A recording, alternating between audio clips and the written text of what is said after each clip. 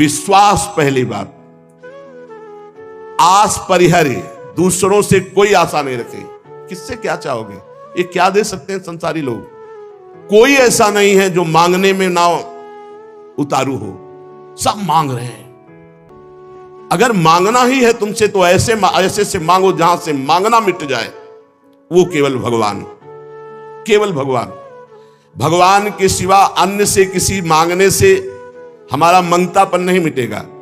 पीछे एक दिन चर्चा में आया था कि यदि जांचना ही है तो जानकी नाथ से जांचो, जिससे जांचने के बाद जाचकता जरी जाए, मांगना मिट जाए। पहला, विश्वास करो तुम्हारे ऊपर भगवान की विशेष कृपा है। दूसरा, हमें कभी किसी से मांगना नहीं, अगर मांगना है तो सिर्फ भगवान से। तीसरा, निरंतर हमें नाम जप करना है। ये बहुत बड़ी बात तीन है। भगवान पर दृढ़ विश्वास, अन्य किसी का आशा भरोसा नहीं, और निरंतर नाम जप। तो कह रहे बिनु श्रम तरई भवनाथ सो समराम है। अन्य कोई साधन का श्रम नहीं, उसे निश्चित भगवत प्राप्ति हो जाएगी। भगवान पर विश्वास रखकर नित्य स्मरण करने का हमें प्रयत्न करना है, प्रयत्न करना है। जितनी हमें सामर्थ्य दी है उतना हमें करना है। आगे की बात भगवान संभाल लेंगे, पक्का समझ लो। घंटों आप संसार की वार्ता कर सकते हो, घंटों घंटों आप संसार के दृश्य देख सकते हो। जैसे 3 घंटे 2.5 घंटे की फिल्म है, आपका बिल्कुल मन नहीं भागेगा। लेकिन 2.5 घंटे बैठकर माला जपो, फिर देख लो क्या दुर्दशा करता है मन, परेशान कर देगा आपको। बस यही, क्योंकि जब 3 घंटे फिल्म देखता है तो सब कुछ कवर कर रहा है प्रपंच, अनजाने में सीसीटीवी की तरह। और जब नाम जप करते हो 3 घंटे, तो वो अंदर से मन को खाली कर रहा है, मन को निर्मल कर रहा है। ये बात पकड़ लो तो हिम्मत पूर्वक डटे रहोगे, और नाम जब छोड़ोगे नहीं तो तुम्हारा मन निर्मल हो गया। और जहां मन निर्मल हुआ, निर्मल जन मन सो मोहि पावा, वो भगवान को प्राप्त कर लेता है। ये विश्वास रखो, भगवान हर समय तुम्हें देख रहे हैं। भगवान सर्व सामर्थ्यशाली है, और भगवान ने तुम्हें निमंत्रण दिया है अपने साक्षात्कार का। तभी मानव देह और साधु संग और भजन के रंग में चलने का अवसर मिला है। भगवान ने तुम्हें निमंत्रित किया, आओ परमानंद का भोग लगाओ। शब्द, स्पर्श, रूप, रस, गंध, ये सब चिदानंदमय भगवान के, इनका आनंद लो। जब भगवान ने निमंत्रण कर ही दिया है तुम्हें और पंगत में बैठा दिया, ये पंगत में बैठे हो, परमानंद की भोग वृत्ति, परमानंद का भोग लगकर तुम्हें प्रसाद मिलेगा। भगवत शब्द, भगवत स्पर्श, भगवत रूप, भगवत लीला, भगवत धाम का ये जो आनंद है, ये परमानंद परोसा जाएगा। आप पंगत में बैठ गए। कोई धर्मात्मा पुरुष जब तुम्हें पंगत में बैठालता है, पत्तल दोना डाल देता है, तो इसके बाद तुम्हें उबने की जरूरत नहीं, सामान भी आएगा। वो ऐसा कंजूस नहीं कि पत्तल दोना डाल के उठा दे और भगा दे।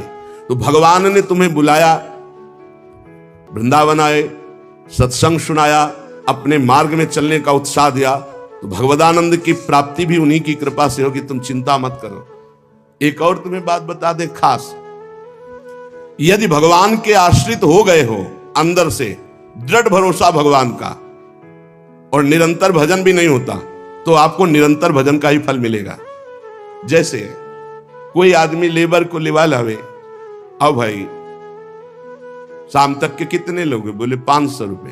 हाँ बैठ जाओ, यहां बैठ जाओ, हम आपको काम बताएंगे। और शाम तक उसने कोई काम नहीं करवाया, तो बोले उसको 500 रुपया देना पड़ेगा कि नहीं देना पड़ेगा? पक्का देना पड़ेगा ना।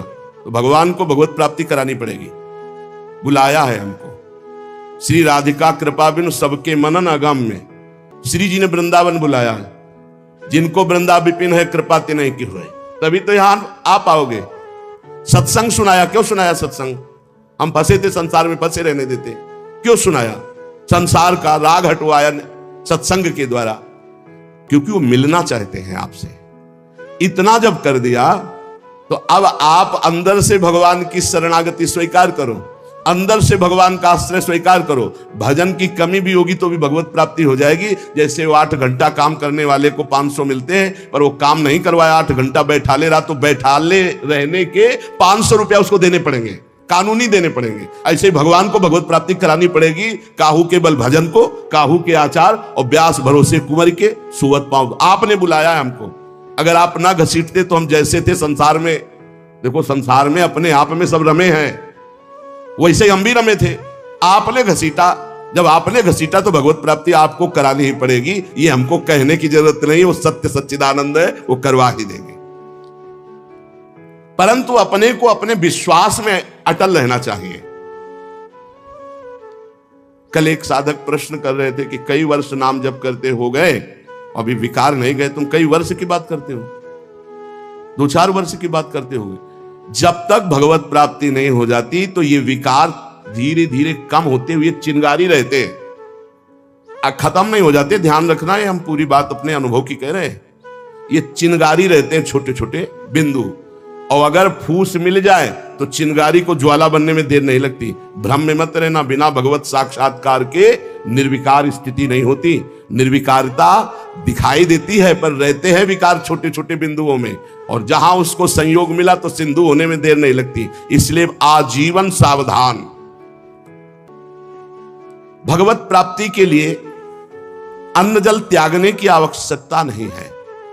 बहुत बड़े महापुरुषों के वचन है, ध्यान से सुनना। अन्न जल का त्याग कर देने से भगवान के दर्शन नहीं हो सकते। अगर होते होते चलो भाई अन्न जल का त्याग कर दो तो भगवान मिल जाए, ऐसा नहीं है। ऐसा कोई शास्त्रीय नियम या संतों ने नियम नहीं बनाया आज तक कि आप अन्न जल का त्याग कर दो तो भगवान मिल जाएंगे। एक अहंकार और हो जाता है, वो अहंकार ना होने पावे। अगर हम फलाहार रहते हैं तो भजन के लिए रहते हैं, हर समय हमारा सात्विक भाव बना रहे और निरंतर भजन बने, बढ़िया बात है। पर यह अहंकार ना हो जाए कि ये तो अन्न पाते हो, मैं फलाहारी हूं। भगवत प्राप्ति में बड़ी बाधा अहंकार है। निरंतर भजन और दैन्य अगर रोटी दाल पाने से होता है तो आराम से पाइए, उसी से भगवत प्राप्ति हो जाएगी। श्री भगवान की कृपा भजन से अनुभव में आती है, अन्न जल त्यागने से नहीं। भगवान के दर्शन भजन से होते हैं। जितना भजन करोगे भगवद आश्रित होकर, उतने नजदीक आप पहुंचते जाओगे भगवान के। एकादश स्कंद में नौ योगेश्वर जन कहते हैं, जैसे भूखे आदमी को एक एक कवल भोजन तो तुष्टि पुष्टि क्षुधा निवृत्ति होती जाती है, ऐसे ही एक एक भजन, एक एक नाम जप संसार से वैराग्य, स्वरूप का ज्ञान और भगवान से प्रेम, ये एक एक भजन में होता जाता है। तो अब जैसे कई दिनों का भूखा है, 1-2-4 कवल पवा के रोक दो तो कुछ अनुभव नहीं होगा और भूख व्याकुल। ऐसे ही 2-4 माला कर लिए आप, काम वो भी हो रहा है 2-4 माला से ही, लेकिन आपको अनुभव नहीं होगा। अनुभव होगा जैसे वो आधा पेट भोजन कर ले और फिर स्वाद उसे खीर का सब्जी का अलग अलग आएगा। इतना भूखा कि पहले आधा पेट हो जाए। ऐसे ही हमको कम से कम 12 घंटा भजन में व्यतीत हो, तब हमारी समझ में आएगा कि नाम का स्वाद क्या है। एक एक नाम संसार से वैराग्य, भगवान से प्रेम और स्वरूप का ज्ञान प्रतिपल करा रहा है। पर बोध तब होगा तब कम से कम 12 घंटा भजन 24 घंटे में होने लगे। और जिनका 24 घंटे भजन होता है, ईमानदारी से जिनका 24 घंटे चिंतन होता है, उनको कोई प्रश्न नहीं रह जाता, उनकी कोई चाह नहीं रह जाती, उनकी कोई कामना नहीं रह जाती। अपने आप भगवत साक्षात्कार, अपने आप तत्व ज्ञान होने, भजन में बहुत बड़ा बल है। तो इन सब बाहरी बातों पर साधक ना फंसे कि हम अन्न छोड़ दें, हम जल छोड़ दें, हम ये कपड़ा छोड़ दें। सर्दी है, चिंतन हो रहा सर्दी का, अरे चाहे टाट मिले चाहे कंबल तत्काल ओढ़ लो, चिंतन सर्दी का ना हो। प्रिया प्रीतम को खास बात यह है, भूख लगी है जो मिले नमक रोटी खाओ, इसको शांत करो और चिंतन प्रभु का करो। चिंतन रोटी का हो रहा है, चिंतन कपड़ा का हो रहा है, चिंतन भोगों का हो रहा है, वो बात नहीं। ये बात बिल्कुल परमार्थ में शास्त्र सम्मत, हमारा चिंतन नहीं होना चाहिए जागतिक भोगों का। भगवत प्रसाद जो मिला इसे डाल लिया उदासीन भाव से, चिंतन हमारा प्रभु का होना चाहिए। भगवत दर्शन में प्रधान भजन करते हुए जब भगवान से मिलन की व्याकुलता होती है। अभी कहां मिलन की व्याकुलता है? भजन, खास बात भजन है। जितना देर भजन करोगे उतने आप उज्जवल और पवित्र होते चले जाओगे। आपको पता नहीं होता कि आप कितनी ऊंचाई पर चढ़ रहे हैं। जब कोई अपराध बनता है और वो खो जाती है वृत्ति, तब लगता है कितनी ऊंचाई की वो वृत्ति थी, मेरे से गलती हो गई तो देखो वृत्ति खो गई। सहज धारा भगवत चिंतन की, सहज धारा, कोई विक्षेप नहीं, कोई चाह नहीं। और जहां अपराध बन गया तो बाधित हो जाती। कई तरह का अपराध होता है। मैं बहुत भजनानंदी हूं और इनमें तो भजन नहीं, रुक जाएगा आपका भजन। किसी से अपने को मिलाना, उसको अपने से नीचा देखना, मारे गए, आपका भजन रुक जाएगा। किसी की निंदा कर देना, किसी के ऐसी चेष्टा करना कि उसके भजन करने वाले हृदय में दुख पहुंच गया, अब आपका भजन अवरुद्ध हो जाएगा। ना कोई चेष्टा, ना कोई निंदा और ना कोई मिलान किसी से करना है। हर समय देखना है हमारे ऊपर भगवान की विशुद्ध कृपा है, सब संतों की कृपा है, चराचर जगत की हमारे ऊपर कृपा है, सब श्रेष्ठ है, हम सबसे लघु। अब भजन आपका निरंतर चलेगा। अनन्य भजन में ना तन की सुधि रह जाए और ना मन की सुधि रह जाए। मन भी बेसुध हो जाता है। अभी हमारा मन नहीं लगता तो मन की शुद्धि है, भजन की नहीं, ध्यान रखना। बैठे हो, शरीर में पीड़ा हो रही, अभी तन की शुद्धि है, भजन की। जब भजन में आएगी तो तन मन डारे खोए, लगन लगन सब कोई कहे, लगन कहावे सोए, जा लगन में तन मन डारे खोए। ऐसा भजन चल रहा है कि मन भी पंग हो गया, तन की भी शुद्धि नहीं। यह है भगवत साक्षात्कार के लिए। जानबूझकर हठपूर्वक अन्न, वस्त्र आदि आदि जो शरीर निर्वाह के लिए, इनको छोड़ना बड़ा हानिकारक है। शरीर को स्वस्थ रखना भजन के लिए बहुत आवश्यक है। आपका शरीर स्वस्थ है, आप आराम से 2-4 घंटे आसन में शांत बैठकर मन को परमात्मा में लगा सकते हैं। अब आज कलयुगी शरीर ऐसे हो रहे हैं, नौजवान आदमी ब्लड प्रेशर, शुगर, क्या क्या परेशानियां। भजन कर लो, आगे और समय ऐसा आने वाला है भजन के लिए अवसर नहीं। जानबूझकर हठपूर्वक अगर आपको सुविधा सामग्री मिल रही शरीर रक्षा के लिए तो उनका त्याग ना करो। इसके त्याग से कुछ नहीं होता। अब शरीर, ये सब अनुभव की बात है। शरीर उघार, सर्दी में शरीर कांप रहा है तो चिंतन तो जा रहा है ना सर्दी का। अरे जैसा भी टाट पट्टी कंबल जो भी मिले शरीर में डाल लो। अब चिंतन प्रिया प्रीतम करो, ये खास बात है। ये बहुत समय के बाद समझ में आती, नहीं तो अहंकार बना रहता है। स्वेटर कंबल के त्यागी हो, चिंतन सर्दी का हो रहा है, प्रिया प्रीतम का चिंतन करना है, परमात्मा का चिंतन कर। खास बात है, चिंतन नहीं छूटना चाहिए तो तुम्हारा त्याग सार्थक। और अगर चिंतन छूट गया तो त्याग की, और चिंतन ही बदल जाता है। प्रभु का चिंतन न रहकर शरीर का चिंतन होने लगता है। इसीलिए प्रेमी जनों को आप देखिए, वो वैराग्य प्रधान नहीं, अनुराग प्रधान होते, इसलिए उनको पहचानना बड़ा कठिन। अखंड चिंतन निरंतर चले और जैसी स्थिति में शरीर को प्रभु रख रहे हैं वैसी स्थिति, शरीर से राग खत्म।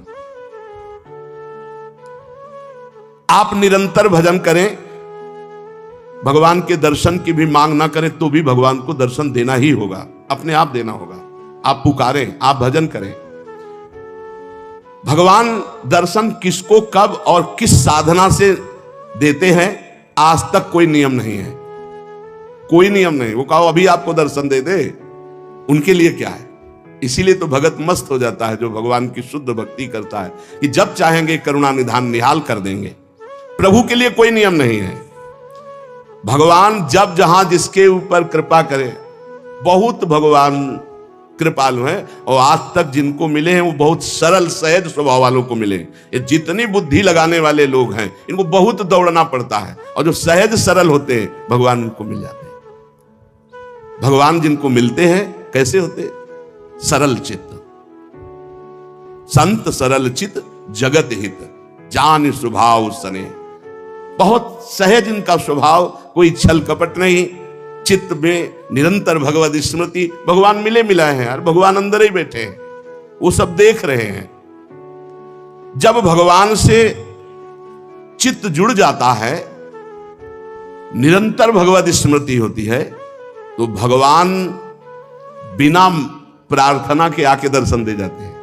अर्थात उनके दिमाग में, उनके नेत्र में, उनके हृदय में श्री भगवान ही बसे रहते हैं। अपरिमित दयालु भगवान है, अपरिमित दयालु। उनका स्मरण करते हुए निश्चिंत हो जाओ। न दर्शन की चिंता करो, न कल्याण की चिंता करो। वर्तमान में उनका स्मरण न छूटे, ये बात पकड़ लो। कोई चिंता मत करो, सब ठीक हो जाएगा। वर्तमान में भजन न छूटे। भगवान तुम्हारे जीवन में वही विधान करेंगे जिससे तुम्हारा मंगल होगा। कड़ुआ विधान भी हो सकता है, और विधान का फल बड़ा मंगल होगा।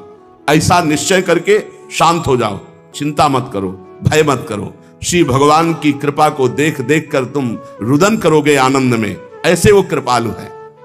चित्त में विषाद आ जाना, चिंता आ जाना, भय आ जाना, पाप कर्म का फल है। ध्यान करना, तुम्हारा चित्त विषाद युक्त हो रहा है, भयभीत हो रहे हो, चिंता है, तो कोई पाप कर्म आपने किया है।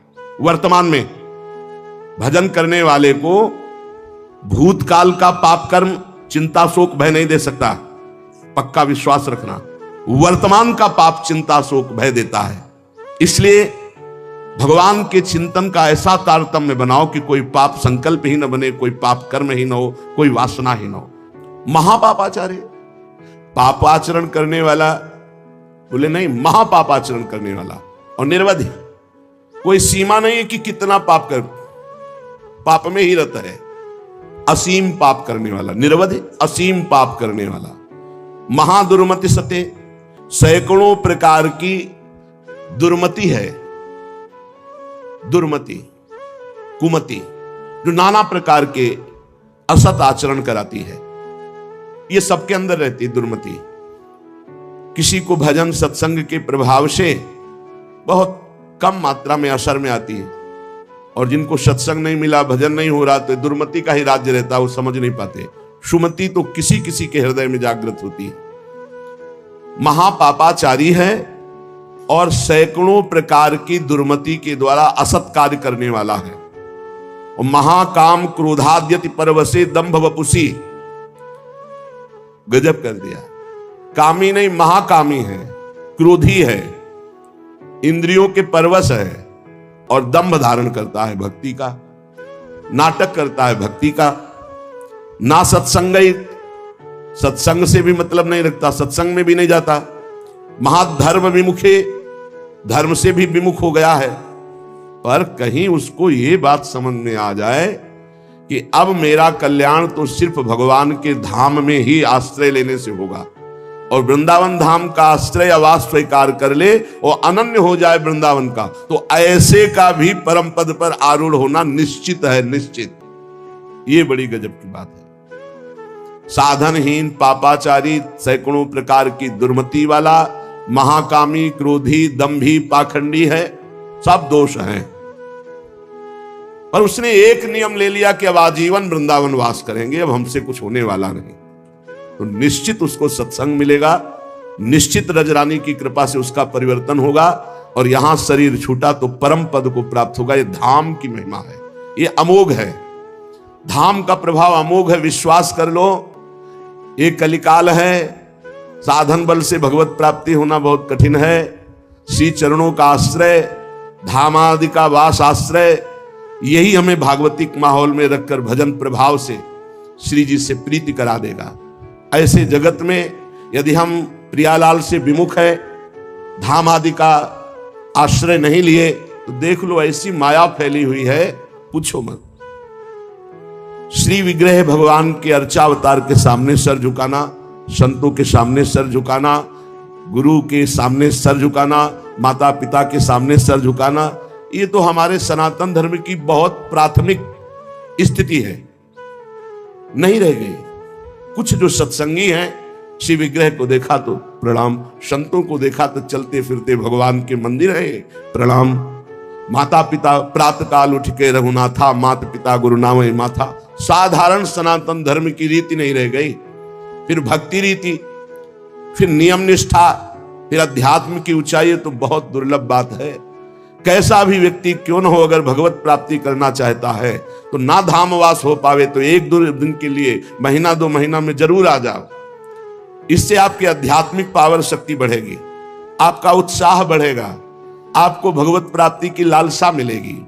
श्रीपाद कह रहे हैं, अत्यंतोद्धतावदिंद्रिय गणो या सर्वदा असत्पथे, वे कस्मिन् निमिषे पिना स्मृत महानंदाभिराधा प्रियः, सद्धर्मैः सदुपासनैर्विरहितस् त्यक्तोऽखिलैः सद्गुणैर्, हा हा सोहम नल्पमोह उपयाम्येकं तु वृंदावनम।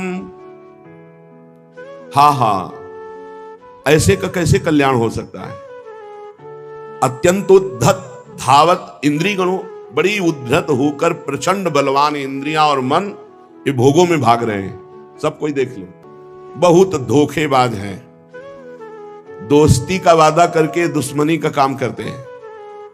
पहले हमें सिखाते हैं कि देखो इसमें बड़ा सुख है, अगर ये वस्तु, ये व्यक्ति, ये स्थान, इसका संयोग प्राप्त कर लो, इसे भोग लो, तुम सुखी हो जाओगे।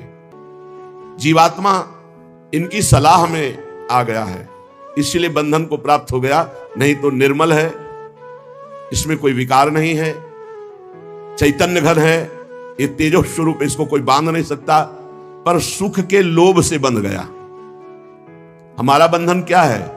सुख लेने की लालसा, सुख भोगने की चाह से इन उद्धत बलवान इंद्रिय और मन ने हमको अपना गुलाम बना लिया।